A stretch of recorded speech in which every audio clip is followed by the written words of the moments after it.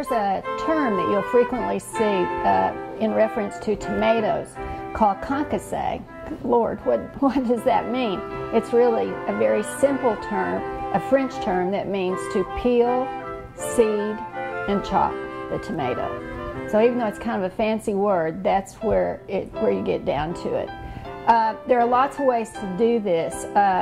Most of the time people will take the tomato and put it a little X here and put it into some boiling water. But honestly, I have to tell you, if you leave the tomato in too long, it starts to cook the tomato and it gets a little bit mushy. One way to do this, and most people do this quite honestly, is they'll cut an X in the bottom of the tomato and drop it into some boiling water.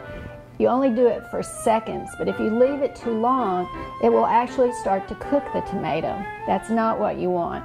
So I've been using my vegetable peeler, and I find this works really, really well. And what you end up doing is just taking off the outer skin. It's just enough.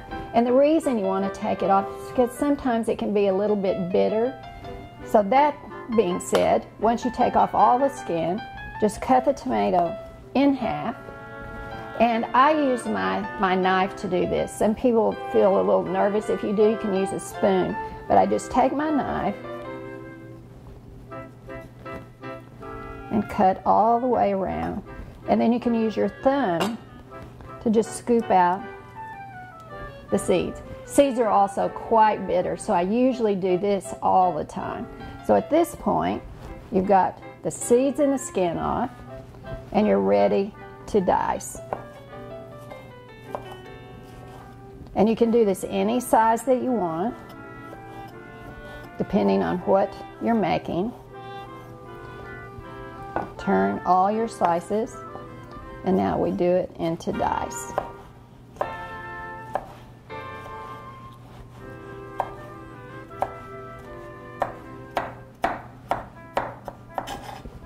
Concasse, peel, seed, and chop.